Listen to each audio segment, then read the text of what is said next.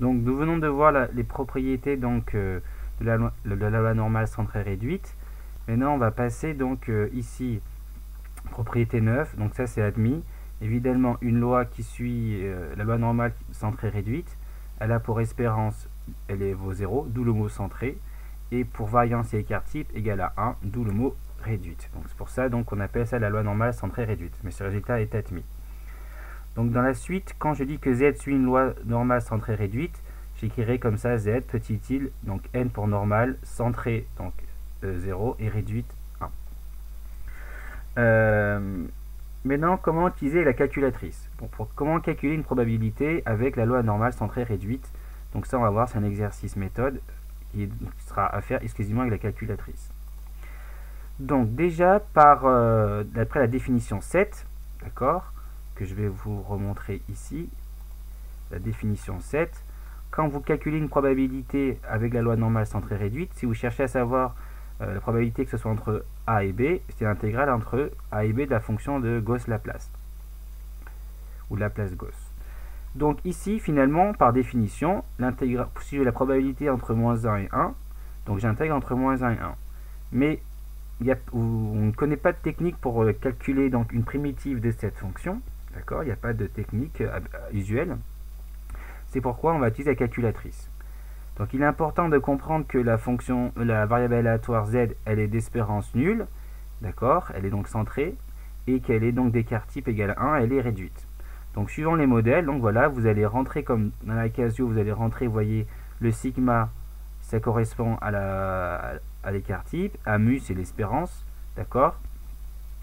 Et donc vous allez rentrer les paramètres, donc lower c'est ce qu'il y a de plus petit, comme là je vais entrer z c'est moins 1, d'accord, lower, et upper c'est 1.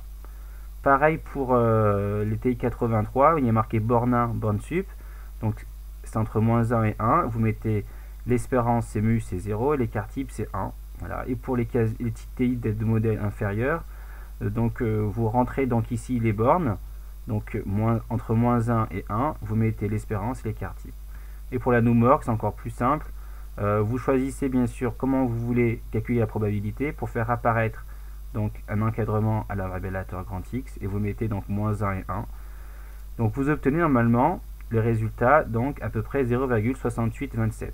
Donc si vous ne comprenez pas, je vous encourage à aller sur le web et regarder donc des tutos sur votre modèle de calculatrice.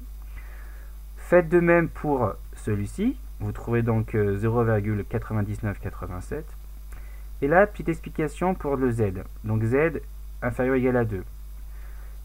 Pour le modèle numorc, ça ne pose pas de problème. Il suffit de changer donc, la manière dont vous voulez. Vous voulez l'air sous la coupe entre moins l'infini et 2. Comme vous voulez l'air sous la coupe entre moins l'infini et 2, vous allez plutôt choisir, vous voyez, le premier là, dessin. Si vous êtes sur TI83, il n'y a pas de borne inf, mais donc ce que vous allez faire, on va un peu tricher. On va prendre une borne inf très petite, comme moins 10 puissance 6. Ça suffira largement en termes de précision pour trouver le résultat. Donc vous ne mettez pas rien ici, vous mettez un petit nombre comme moins 10 puissance 6. Par contre pour la borne sup, comme là c'est le maximum C2, vous mettez 2. Et c'est pareil pour les Casio, donc en lower, donc la valeur basse, vous mettez un très petit nombre, moins 10 puissance 6. Et pour le upper, vous mettez donc 2. Voilà. Et pareil ici, là, vous mettez donc, au lieu de mettre moins 1 avec une TI, vous mettez moins 10 puissance 6, et vous mettez ici 2. Vous mettez toujours, donc, comme c'est la loi normale centrée réduite, vous mettez 0 et 1.